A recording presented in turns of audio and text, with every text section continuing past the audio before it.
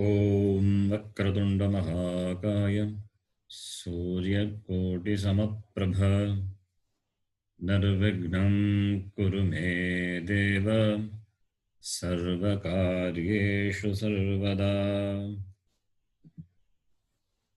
सरस्वती नमस्तुभ्यं वरदे कामरूपिणी विद्यारम्भं करिष्यामि सिद्धिर्भवतु मे सदा।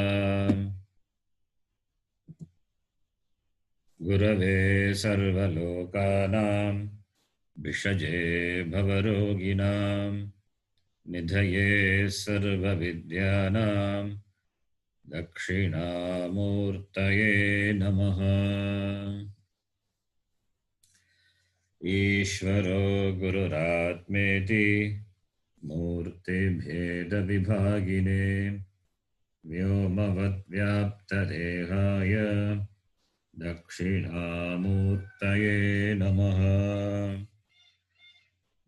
श्रुतिस्मृतिपुराणानाम् आलयं करुणालयं नमामि भगवत्पादं शङ्करं लोकशङ्करम्। सदाशिवसमारम्भां शङ्कराचार्यमध्यमाम् अस्मदाचार्यपर्यन्तां वन्दे गुरुपरम्पराम्। साक्षात्कृतं दयानन्दं परमार्थस्वरूपिणं तत्त्वज्ञानप्रशास्तारं प्रणतोऽस्मि परं पदम्। ॐ सहना भवतु सहनौ भुनक्तु सह वीर्यं करवावहै तेजस्विनावधीतमस्तु मा विद्विषावहै। ॐ शान्तिः शान्तिः शान्तिः। नारायणं नमस्कृत्य नरं चैव नरोत्तमं देवीं सरस्वतीं व्यासं ततो जयमुदीरयेत्।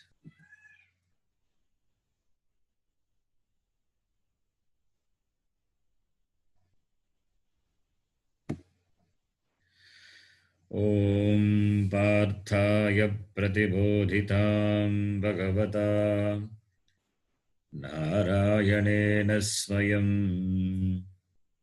व्यासेन ग्रथितां पुराणमुनिना मध्ये महाभारतम् अद्वैतामृतवर्षिणीं भगवतीम् अष्टादशाध्यायिनीम् अम्ब त्वामनुसन्दधामि भगवद्गीते भवद्वेषिणीम्। मूकं करोति वाचालं पङ्गुं लङ्घयते गिरिं यत्कृपात्तमहं वन्दे परमानन्दमाधवम्।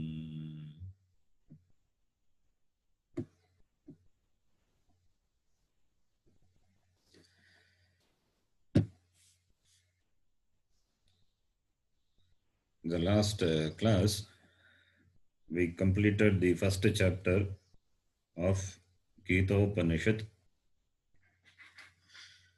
We will have a summary of the first chapter and then the introduction to the second chapter. The first chapter is important in the sense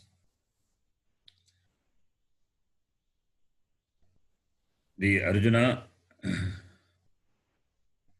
who was known for his valor, courage, the commitment to establish dharma, who is a strength of the Pandavas. Now he discovers his helplessness he discovers his helplessness in the midst of the battle. He discovers the problem, the fundamental problem which every human being has.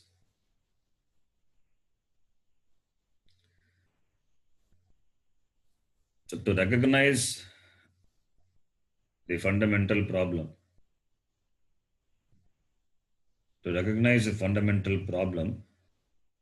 and seeking help,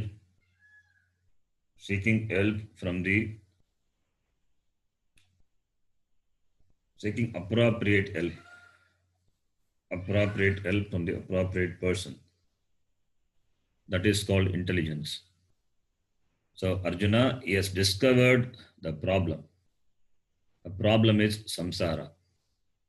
So the first chapter is samsara varnanam, description of the samsara through Arjuna.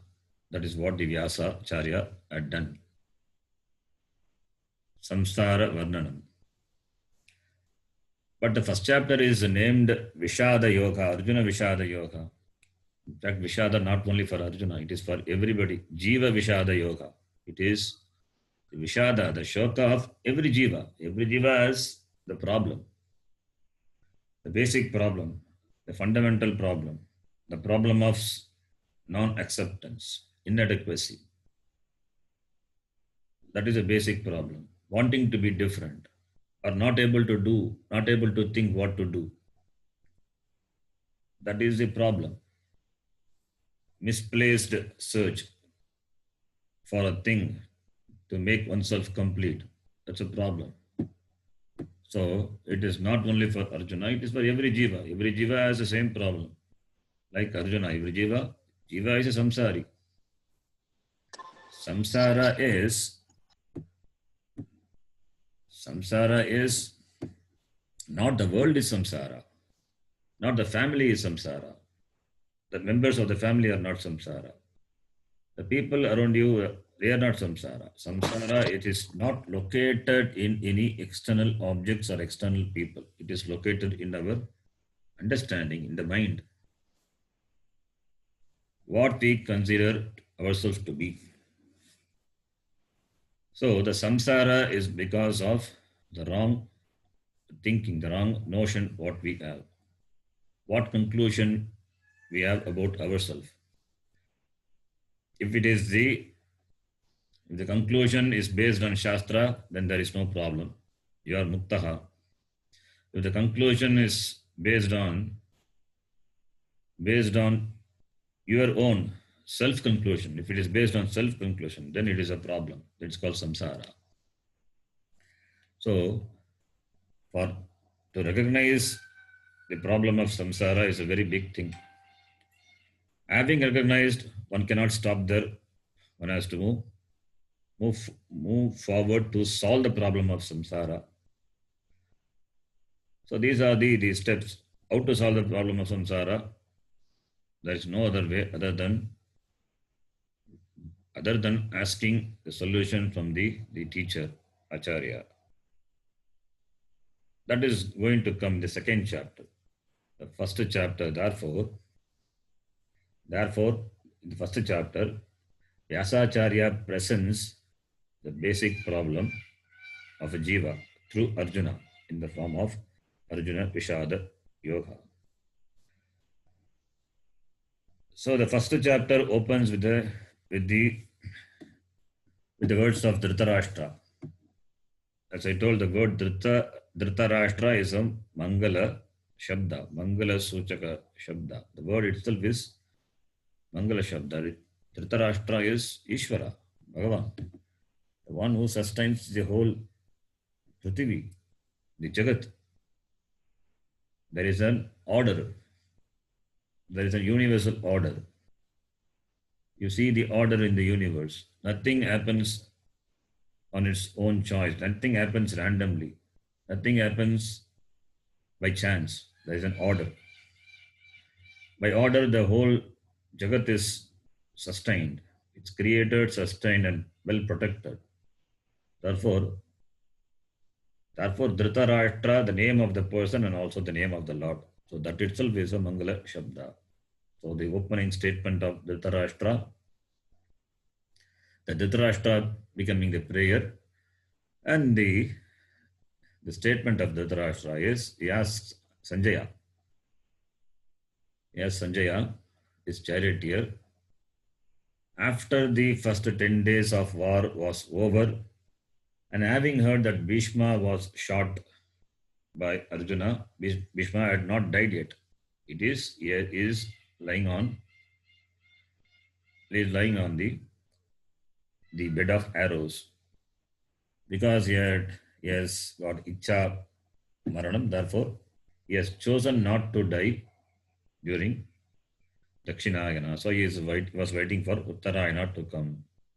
So having heard the news, Dhritarashtra probably would have got worried, and he asked Sanjaya and wanted to know what had all happened from the very first day onwards.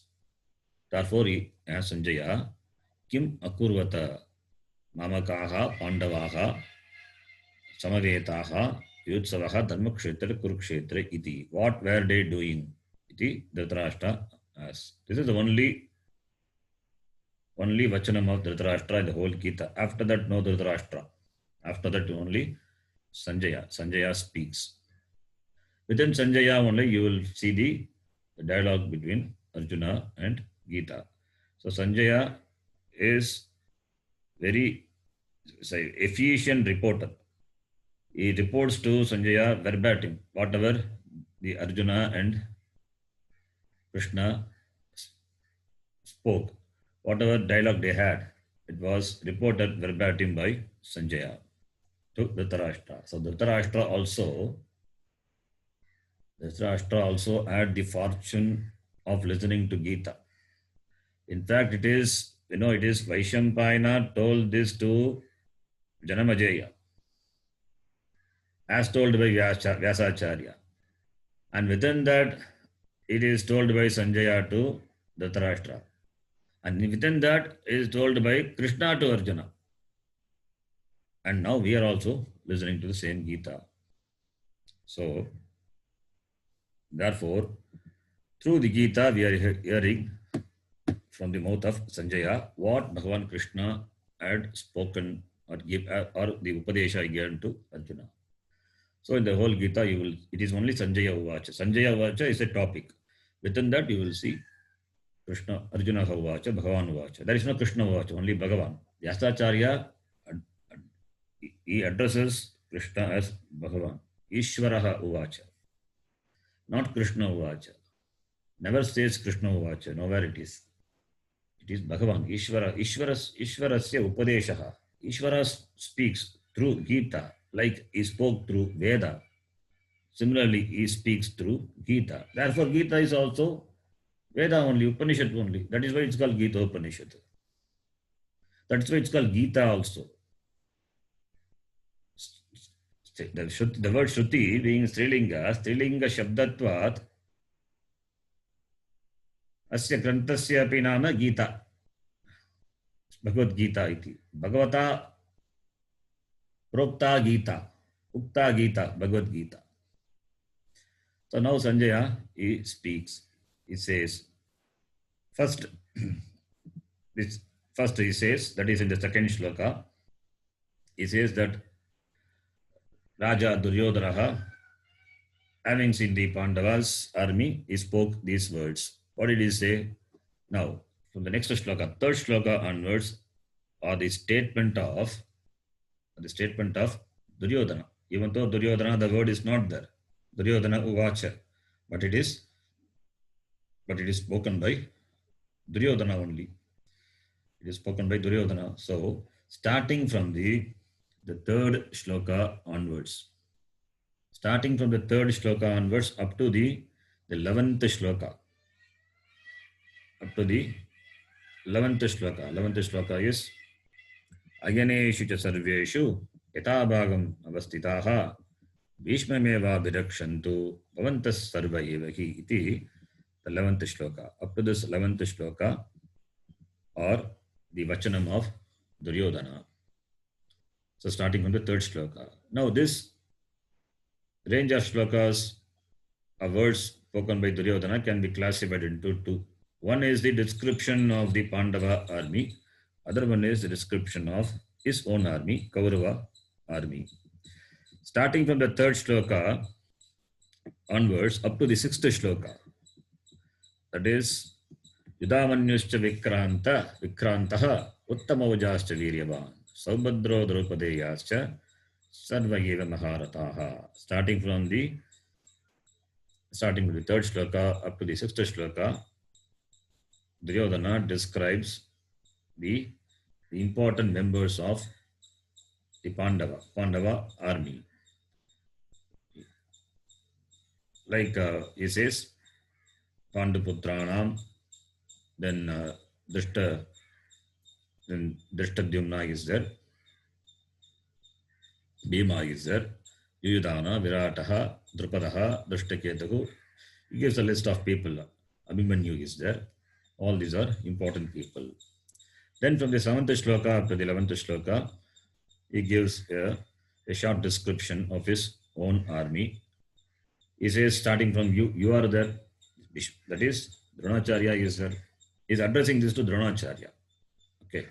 So he is giving the description of his army as well as the of Pandavas to Dronacharya. So he says, you are there. Bhavan asti, Bhishmaha api asti, then Karna, Kripa, all these people are there. And so many other Veera, great warriors with all their deadly weapons, ready to sacrifice their life for me, have assembled here, he says. So this up to the 11th shloka. Then he says in the 11th shloka, you all we protect the Bhishma because he is the commander in chief. So stationed in the proper place, in your allotted place, you all protect Bhishma. Iti Duryodhana, he tells Dronacharya. And Bhishmacharya would have heard this. Therefore, having understood the worry of Duryodhana, in order to please him, then what did he do? He started blowing his conch. So that is where the blowing of instruments and conches of the Kauravas start. That is how it starts. That is described in the shloka number 12 and 13. Described in the shloka 12 and 13. Following the beating of drums and the blowing of conches by the Kauravas, following them, Pandavas start blowing their conches, starting from the Madhava and Pandava. Rishikesha, he blew his Panchajanya, and Dhananjaya, he blew his Devadatta. Iti, starting from the 14th shloka onwards. The description of blowing of the conches by the Pandavas and other important people in the army like Kashi, Raja, Shikandi, Drishtadyumna, Virataha, Satyaki, important persons, Satyaki, Drupada, Draupadeya, Saubhadra. So all those people started blowing their conches separately, individually. Pratak iti up to the 18th shloka. 18th shloka it is described. Then the effect of this blowing of conches and beating of drums. What is the effect of that? That it is mentioned in the 19th shloka. That kosha, that noise, almost pierced the heart of the opponent. Then after this, everything subsided, all the noise subsided, and Arjuna, he wanted to have a look at his opponent or side, who are all have come to fight. So he wanted to know. So that his intention to know is described in the shloka number 20. And then he says, he orders Krishna to place his chariot between the two armies. That is the 21st shloka. 21st shloka to 23rd shloka. He asks the charioteer, Krishna, to park the vehicle right in place, right in between the two armies. and he wanted to have a look at those people who have come here with a desire to fight with them. Iti Arjuna says. Then after that, Sanjaya speaks. So, as ordered by Arjuna, Bhagavan Krishna, he placed a chariot in between the two armies. Where did he place? Right in front of Bhishma and Drona. So that is mentioned in the shloka number 24 and 25. And from the 26th shloka, in the 26th shloka, overall Arjuna saw, that is mentioned. The description of the people whom, the names of people or the relation of the people, the relation with what Arjuna have, those are mentioned. Acharyan, Matulan, Bratan. So here Vyasacharya deliberately, he says Acharya, Matulan, Bratan, all their kith and kin. So Arjuna see his own kith and king standing. So what will happen? Seeing his own kith and kin standing against him, then what happens to Arjuna is overpowered by Kripa, Kripaya Paraya Vishtaha. Kripaya Paraya Vishtaha Vishidan Idam Abravit. So, having seen them, Arjuna was not happy. Not that Arjuna became happy, ready to fight with them. His own kith and kin, therefore, he is overpowered by Kripa. Kripa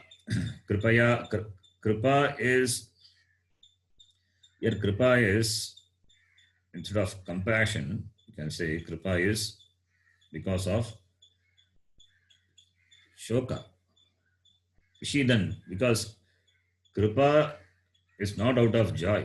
Kripa, Vishidan is, the word is the Vishidan. Vishidan means Dukkha. Vishidan, having become sorrow or becoming sorrow, overpowered by Kripa, is overpowered by the Kripaya Paraya Vishtaha. He became sorrow, and then he says, so therefore the word Kripa here, instead of translating it as compassion also you can use the word, nothing wrong. But it is not the compassion which gives strength. It is, this compassion is out of weakness. Therefore only Shoka. Therefore only Vishidan. Dukkitva. Abravit. Then Arjuna speaks. So starting from the 28th shloka. So Kripaya Paraya Vishtaha is important word. Overpowered by Kripa, and therefore he becomes dukkha. He becomes sad, sorrow. So that is mentioned in this shloka number 20, 26, 27. Then 27 onwards, 28 onwards, these are the words spoken by Arjuna. So in this shloka 26 to 28, you can see the change of mind of Arjuna. Arjuna enthusiastically ordered Krishna to park the vehicle in front of the opponent. But suddenly you can see the change of mind in the Arjuna. He became a person who was enthusiastic. Suddenly he became sad. So he is overpowered by Kripa, and therefore he became sad. What is the reason for this sadness? Because he sees his own Kirtan king, therefore he became dukkha. Why he became dukkha? Because his own Kirtan king, that means he has got raga to them, towards them. Raga means attachment. Raga, many times it is mistaken to be love. Raga for a thing or a person, many times it is mistaken to be love. Love is different, raga is different. Love is different, abhinivesha is different. Clinging to something is not love. Love should make a person a strong person, should make a person an independent person. Love should be unconditional. Love comes out of strength, but raga is not like love. Raga doesn't come out of strength, and raga doesn't make you independent. It makes you dependent. In fact, it increases. It perpetuates dependency. Raga perpetuates dependency. So we have to analyze whatever emotion towards the other person is raga or it is love. If it is raga, then it's a problem. There is no freedom in raga. Neither you have freedom, nor the other person also, towards whom or towards what you have. Doesn't enjoy that freedom. You also lose the freedom, that also lose the freedom. There is no freedom in raga, but there is freedom in love. So, therefore we use the word attachment. You are attached, not the thing or the person is attached to you. The Dronacharya, Bhishma, they are there. They don't have this problem. They don't have this problem. You have this problem. So you are clinging to them. They have decided to be on the side of Duryodhana and they are ready to fight. Whatever Duryodhana ordered, they are ready to follow that. When Duryodhana said they will not give, he will not give even an inch of a land, a needle, the end of a needle can occupy. That much land also he said he will not give. Another. Everybody kept quiet.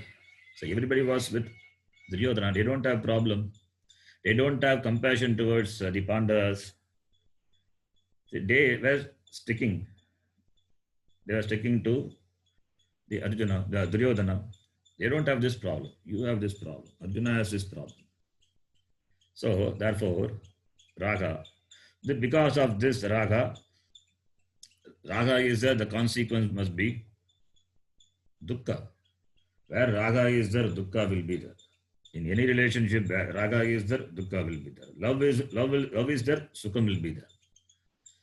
It is not because of love one suffers. It is because of raga only one suffers. And that suffering is samsara.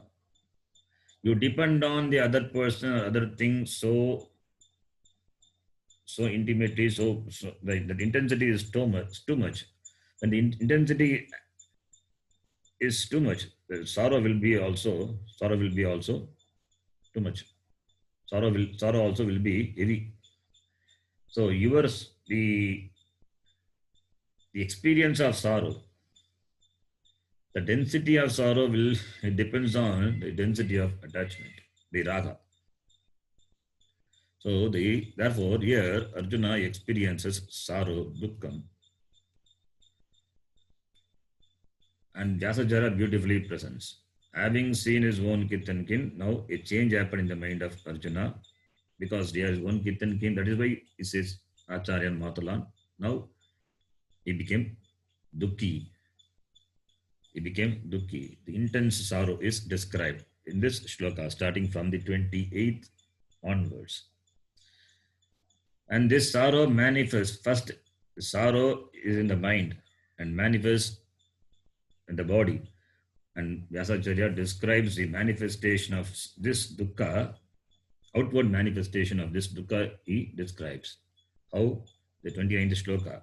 Amagatrani sidanti, mukam cha parishusyati, sharire, veputuscha sharire me, romahasya cha jagate iti, and gandivam sransate. So in this shloka 29 and 30, so the manifestation of this dukkha is described. And then it starts describing the problem. It starts describing the problem, saying that Achashteyanu pashyami hata atva sujanam agave and nimittani cha pashyami viparitani keshava. I don't see any good omen. Then because of this sorrow, is not able to think properly. That is, his thinking is clouded by this sorrow. A sorrowful person cannot think. And sorrow is because of raga. Therefore, a ragi cannot think properly. A ragi cannot think properly. Who is a ragi? The one who has got raga is called a ragi. Why is called a ragi? Because he is dependent on anitya vastu. He is dependent on the people or the thing. The one who depends on the thing which are not permanent is called anitya ragi. So ragi means he has dependency on anitya vastu. So not knowing that is anitya is dependent on that. Therefore, it means he doesn't have the viveka to discriminately understand what is nitya, what is anitya. Having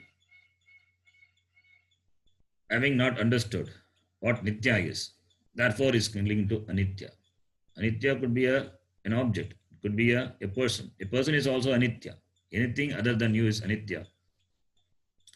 So is a ragi now. And because he has raga, therefore shoka, therefore he is not able to think, and that is called moha. The manifestation, the manifestation in the form of the words, the vachanam of dukkha, the sorrow, the shoka is moha. So dukkha, if you can say it is an experience, moha is description, is description, verbal description of shoka. And also the, the, the verbal description of shoka and also the consequence of his conclusion, the consequence of sorrow in the form of his conclusion. His conclusion will not be proper because he is not at home to think properly. So therefore, whatever he concludes, that is going to be the wrong conclusion, that is going to be improper. That is called moha. So moha is the outcome of a deluded mind. So that is what Arjuna happened to Arjuna, and Arjuna he expresses his argument. The argument is all based on moha, and that too moha here it is based that the moha based argument also is of two types. One is from the personal standpoint, he says, that is from the 31st shloka onwards up to 37th. From the personal standpoint, he says, saying that I don't desire the kingdom. What is that this kingdom which I'm going to enjoy? Killing these people. So what is the sukham? For whose sake we are fighting the kingdom? They themselves are there. So there is no point in killing them and enjoying the kingdom. How can we enjoy the kingdom? Therefore, instead of we destroying them, let them destroy us. It would be better. So like that he argues. So this is the argument, moha based argument from his personal standpoint. Then he continues his argument, the moha based argument from the dharma standpoint, from the dharma shastra standpoint. That is from the shloka number 38 to the end of the chapter, 46th shloka, 38 to 46. There he says the war will definitely destroy the kula, the families. When the families are destroyed, people will not be able to uphold the family dharma, the kula dharma, the jati dharma, everything will get destroyed. When dharma is destroyed, adharma will naturally overwhelm. When dharma is destroyed, what will remain is only adharma. So adharma will dominate. Adharma will increase. When adharma increases, what will happen to the stree? What will happen to the stree and what will happen to the shishu? They all will be unsafe, and therefore there will be confusion in the society. And because of this confusion, what happens? There will be the mixture within the society. There will not be value system. So all this because of destroying the kula, and therefore kula dharma. So what will happen to this family as well as the destroyers of the family? They will go to naraka. They will go to naraka. Therefore, it is only a papa karma only. And not only that, because the families are destroyed, now there will not be anyone to do the pitri karma also. That papa also we will get. The pitri also will be deprived of their shraddha karma, and they also fall from their place. They also suffer, and we also suffer. We also incur papam. Iti Arjuna says. And not only that, we incur papam, therefore the consequence of papam will be experiencing the result of the papa karma in naraka. So therefore, he says, out of greed, we are about to engage in this terrible papa karma. What a great thing we are about to do. It is saying that, what did he do? Let them kill me. Let them kill me. I'm not going to retaliate. Saying this, he just sat on the chariot. That Sanjaya says in the last shloka of this chapter, 47th shloka. So having said this, he just gave up his bow and arrows, sat on the chariot, and his mind, shoka sambhigna manasaha, his mind afflicted with dukkha, shoka, not knowing what to do, he just sat. So beautiful description of samsari. So Arjuna, now he has discovered the problem. He has discovered the problem, not knowing what to do. Now he discovered the problem means he discovered himself to be a samsari. That samsara varna is beautifully done. Not knowing what to do, feeling helpless. That is samsara. So first chapter it presented presented how Arjuna recognized his samsara, and also along with that, Vyasacharya presented the greatness of Arjuna. The greatness of Arjuna. And now the Arjuna is in Vishada, Dukkha. And this Vishada will lead him to Vichara. This Vishada will lead him to Vichara. Arjuna being a Dharmika Purusha, a noble person, therefore the Vishada will lead him to Vichara. If he is not a Dharmika Purusha, then it will not take him to further inquiry. But since he is a noble man, therefore, a noble man, a Dharmika Purusha, is confused. Confusion can happen to anybody. It can happen to a Dharmika Purusha like Arjuna also, a noble person. And this Vishada, it will further lead him to Vichara. It has to culminate in Vichara. That's why only Vyasacharya, he presented the context. He presented the context of Gita in the form of this Vishada of Arjuna, leading him to Vichara.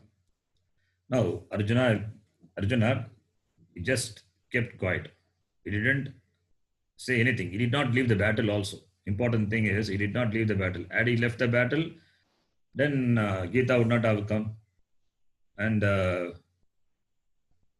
Krishna would have been Krishna. He would not have become Bhagavan Krishna. Krishna just would have been Krishna. He also, if he had ordered the chariot to be taken back to his place, or take the chariot to Rishikesh, Krishna would have taken. But he did not say. Not knowing what to do, he just sat down. So he is confused. Then what will the charioteer, Krishna will do? Krishna immediately did not start giving Upadesha. Upadesha will come only when it is asked. Without asking, Upadesha will not come. As Krishna being a charioteer, and also a friend, his well-wisher. Therefore, Krishna will try to will try to create will try to create enthusiasm in the mind of Arjuna. He will try to wake him up. He tried to make him understand, either by praising his achievements. Arjuna, not an ordinary person. He had achieved so many things in life. All the wonderful, deadly weapons he had gained through his tapas.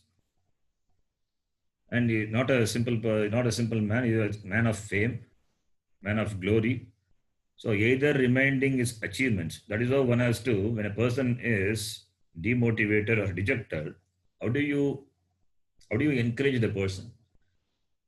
You need to encourage the person by mentioning his past achievements. That gives him the confidence.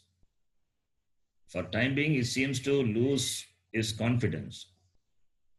How do you encourage? By just reminding his past achievements. By reminding his past achievements, he gets strength. He becomes courageous and starts acting. Either Krishna will do that or Krishna will scold him. Scolding is also not literally scolding. Scolding, mentioning that he is not an ordinary person, making him think of his achievements and encourage him to fight. Reminding his dharma and reminding his past achievements, he will provoke Arjuna to fight. That is what Krishna will do, and Krishna does also. He doesn't give Upadesha immediately. He doesn't give Ashocha and Anashocha Samiti. Gita doesn't start immediately. How? It's a time to bring the Arjuna back to his normal state of mind. Now he is in the dejected state. So he is in the dejected state. Therefore, you have to bring him to the normal state of mind. When he becomes normal, then only any Upadesha will work. Otherwise, Upadesha will not work. It is wrong to give Upadesha to an angry person. When the person is angry, you should not tell him, don't get angry. That will make him more angry. When a person is in sorrow, we should not tell him, don't be sorrow. We have to recognize the sorrow of that person. Then slowly we have to bring him to the normal condition. Then after that we can inspire him to engage in action. The same thing is Krishna is also going to do. So Dvitiyo Dhyayaha starts. So Vyasacharya prepared the ground for this Brahma Vidya to take place. So he will bring now. Arjuna is not a Shishya, just a friend of Krishna. Krishna is the charioteer. Now Vyasacharya has to bring Arjuna and Krishna, and the relationship as a friend should change into Guru Shishya. Only then Brahma Vidya can take place. So that is slowly Vyasacharya going to present in the second chapter. That is what the first 10 shlokas of the second chapter. After that only Krishna as a Guru starts giving Upadesha. So therefore now the second shloka, the second chapter starts. So second chapter we will read. Atha dvitiyo dhyayaha.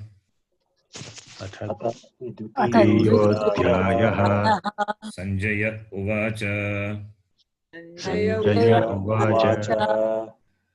Tam tatha kripaya vishtam.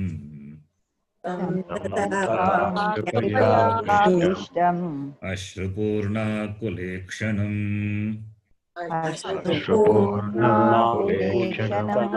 Vishidantamidam vakyam.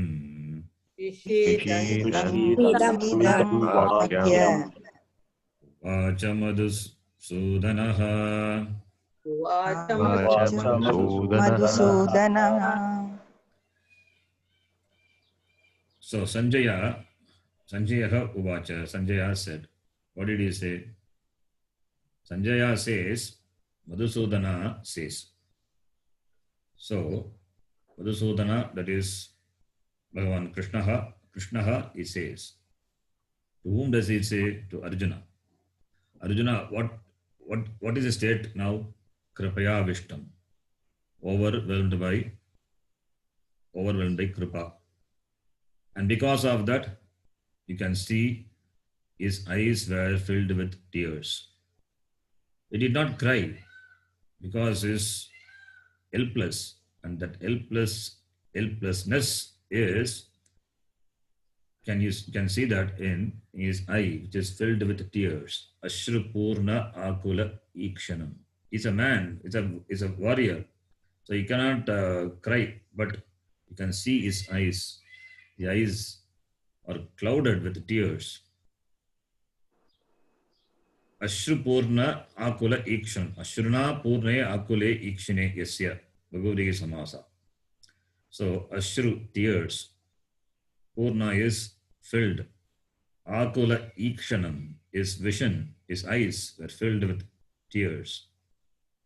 And is vishidantam, is sorrow, is sorrowful, sorrow.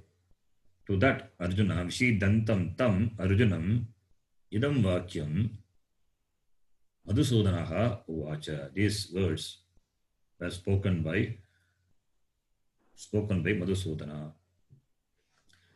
So here, this Sanjaya Uvacha, he says this to Dhritarashtra.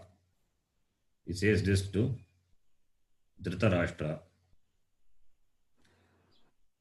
And what did Krishna say that is going to come? So, Shri Bhagavan Uvacha is first time Vyasacharya uses Shri Bhagavan Uvacha. From here onwards, he says Bhagavan Uvacha. In the first chapter also, there was a statement spoken, a word spoken by Krishna. Pashyame Partha.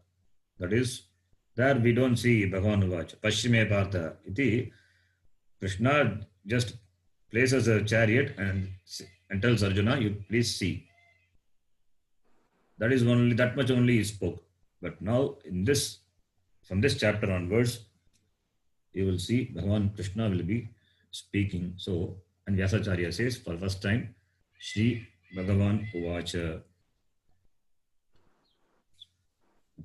We will read. Shri Bhagavan Uvacha. Shri Bhagavan Uvacha. Kutastva Kashmalamidam. Kashmalamidam. Okay.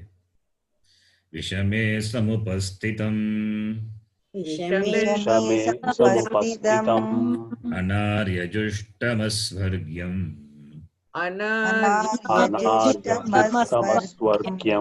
Akirtikaram Arjuna.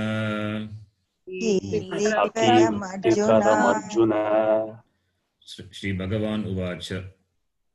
Bhagavan says, Bhaga means that all the sixfold qualities which are in total measure in whom that person is called Bhagavan Ishvara.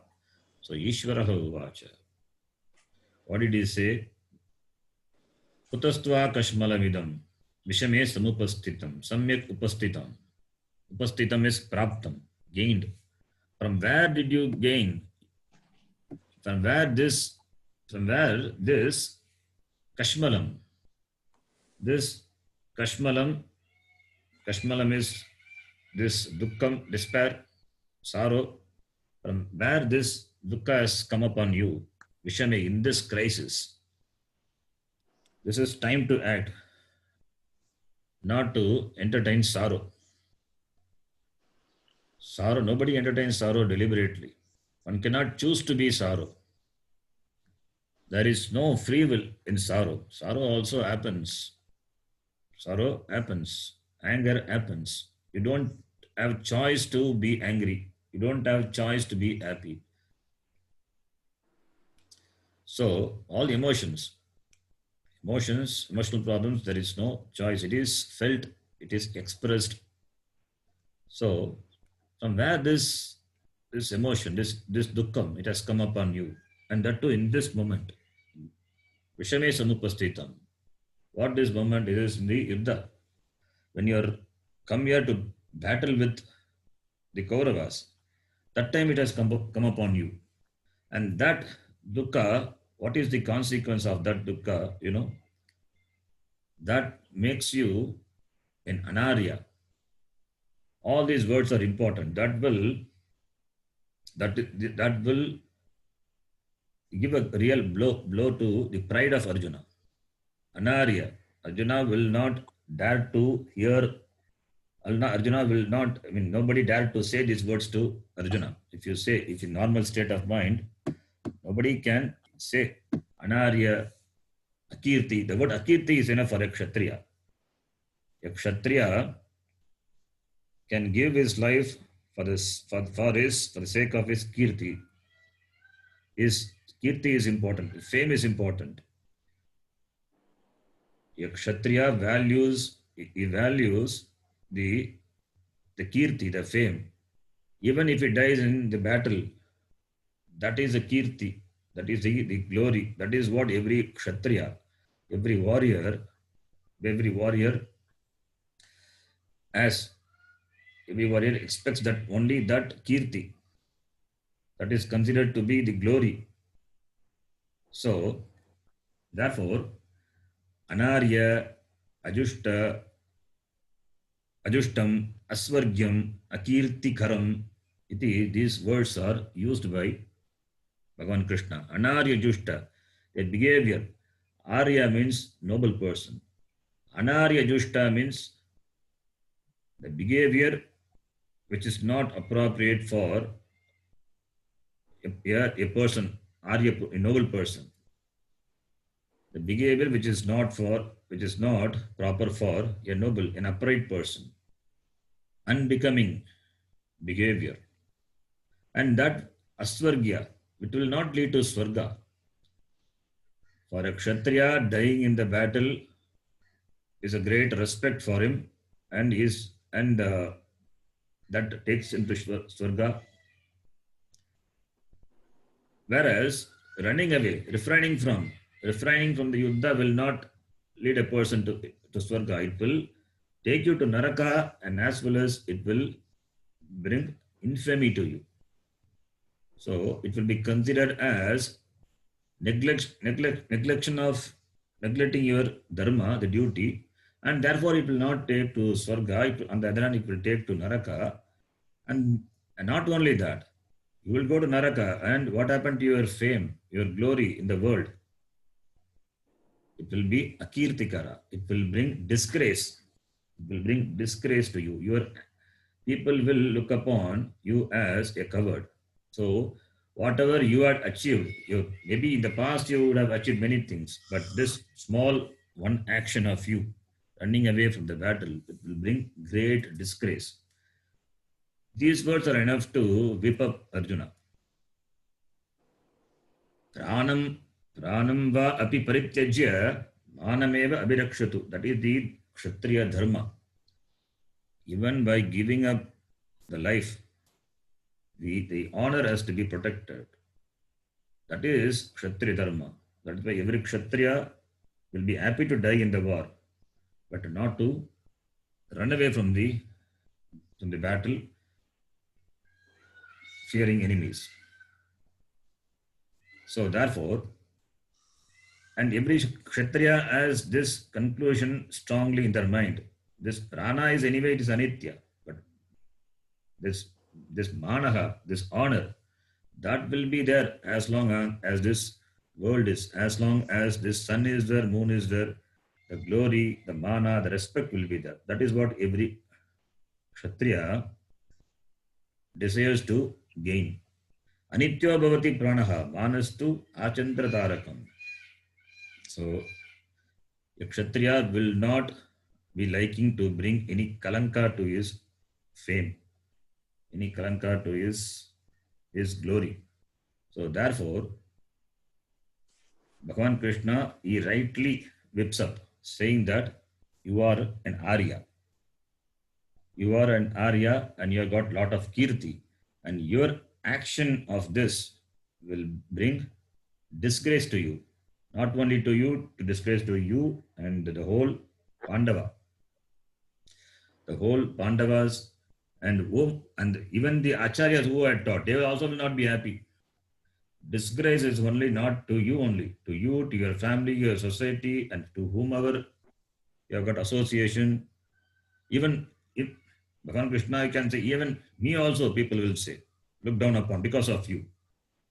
So therefore, this statement of Bhagavan Krishna is enough to whip him up.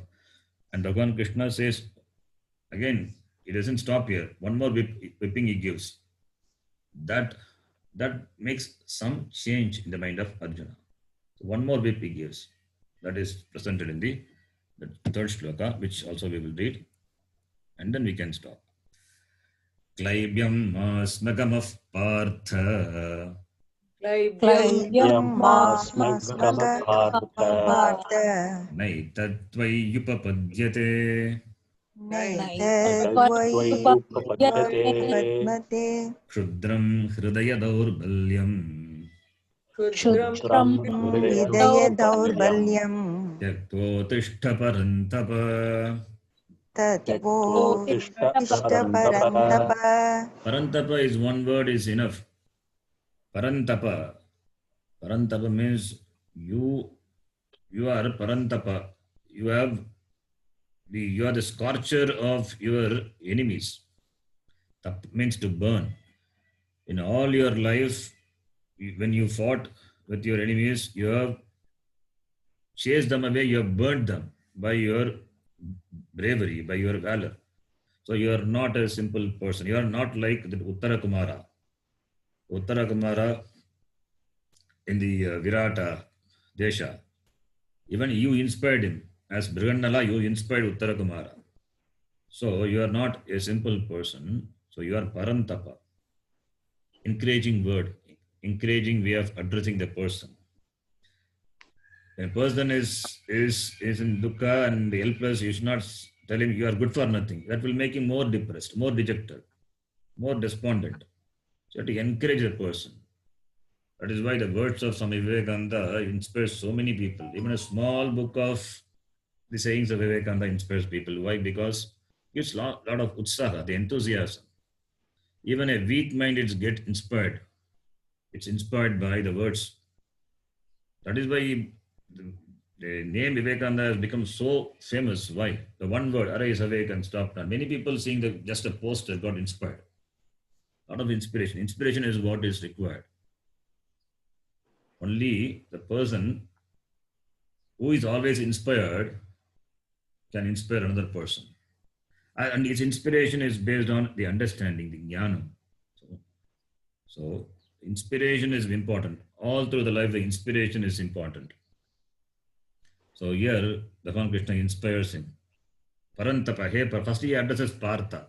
Then he says Parantapa. Partha also there is a meaning. Why he says Partha? Is he Kunti's sister. Kunti's sister is Vasudeva. Kunti is a sister of Vasudeva. So Pritayaha apatyam puman Partha. Tadita. So, Kunti is a sister of Vasudeva. And who is Vasudeva? My father. Krishna says, my father. So, our family has got the glory. It's not a simple family. It's a great family. And you are the son of Kunti. Such a brave woman. She is ready to face any difficulty. In fact, he asked Bhagavan to give him as much dukkham as possible so that she will keep remembering the Lord. She is ready to withstand any difficulty. Great woman. And you are the son of her, a Partha. From where this klaibyam, this unmanliness, klibasya bhavaha klaibyam, unmanliness. Unmanliness is you are You have got physical nature, physical feature as a man, but your behavior is like that of a woman. So two things are mixed up. That is called klaibyam. Klibasya bhavaha. From klaibyam masmagam of partha. Don't become an unmanly person. Don't yield to unmanliness. Klaibyam masmagam of partha. Masmagam of partha. It is a lung lakara. Mang yogat lungi. Masmagam of partha. Na yetata toyi upapadyate. This doesn't befit you. This behavior doesn't befit you. This behavior, the klaibyam, this unmanliness, unmanly behavior doesn't befit you. Therefore, give up your hridaya daurbalyam, this weakness of your heart. Give up this weakness of your mind, your heart. And this is kshudram. This is really unworthy. It is unworthy thing. This hridaya daurbalyam, this durbalata is very lowly. It is mean. It is unworthy. Therefore, giving up that, hey parantapa uttishta, hey parantapa, oh the destroyer of enemies, you get up. Get up means what? Get up with your bow and arrow and face the brutes. Get up and face the opponent. Iti, he whips up. Now Arjuna, hearing the words of Krishna, at least yes, come back to normal state. Yes, come back to normal. He didn't take up the bow and said, you take the chariot, I will fight. No. Now, he wanted to know. He wanted to understand what happened to him, what he should do in this condition. He wanted to clarify his thinking. What had made him to conclude this war is not proper. Now he has to change that conclusion. Then only he can pick up the bow and arrow and fight. Therefore he is going to ask, what should I do? I don't know what to do. What should I do in this condition? So this asking for help, Arjuna is ready for that. That the words of Arjuna had brought him to that condition. That much the word of Bhagavan Krishna had done. Now Arjuna will ask, and slowly he will surrender to Bhagavan Krishna and ask for the knowledge, the ultimate knowledge, which will remove his sorrow, samsara problem, which will remove his sorrow and therefore samsara. That forms the teaching of the whole Gita.